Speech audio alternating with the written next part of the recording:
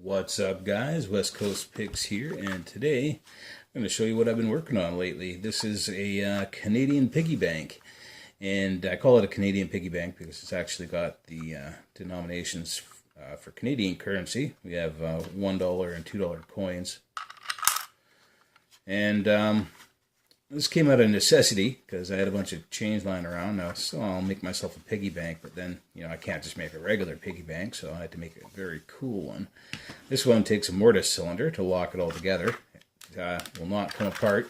It's plastic, so you could break this. I mean, a good throw on the ground or a stomp or just pry it with your hands, you could probably break it, but, every piggy bank is essentially like that. This is just kind of gimmicky.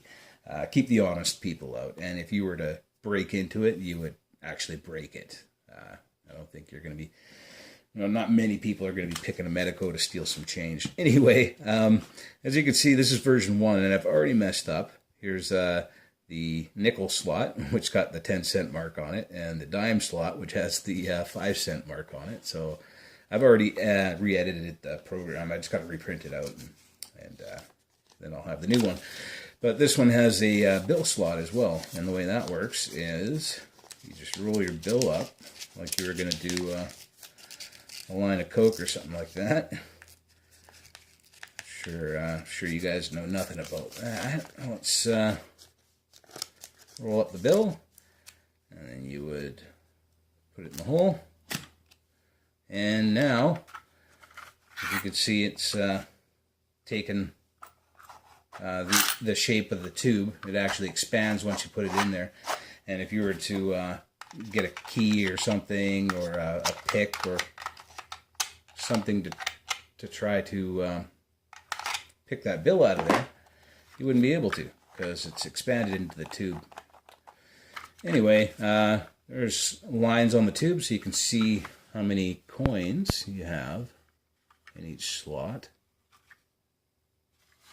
And yeah, a Medeco locking it all together. So to operate it, you just put the key in, turn it, other way, and lift the lid. Don't pull on the key because, well, that's not good for locks. You probably know that, but if you didn't, now you do.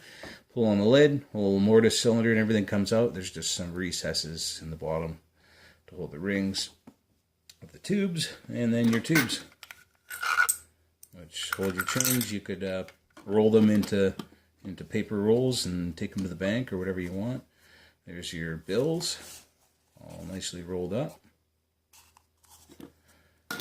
It'll be a wad after a while if you just keep putting them in there. Dimes, nickels, quarters, and loonies. That's why it's a Canadian bank, not an American one. I could possibly make an American one, but I don't live in America. So also, we don't have pennies here, so that's what's missing for the American. The American version would be probably pretty much the same, minus the loony and toonie slot, and add a penny slot. So it'd be a little bit smaller probably. And to close it, you just make sure your lock is unlocked. And to do this, I just take a regular mortise cylinder and I invert the tailpiece so that it doesn't face into the body when it's locked. It faces out of the body when it's locked. And that way you can actually move it in and out of the way. And when it's locked, it'll actually be, out. So anyway, I just leave it free floating in here. You could epoxy it down, but I don't want to epoxy a cylinder in, and it works without it. So to put it in, all you do is you push the mortise cylinder down into the center tube, which also the center tube holds other stuff too. I think I got my necklace in there or something. Anyway, so you push down and you just wiggle it a bit till it seats. You can feel it all seat and it sits down properly. Push your tube in all the way, your mortise cylinder in all the way. Lock it, pull your key out, and you're good. Good to go. Anyway, guys, that's the Canadian coin bank.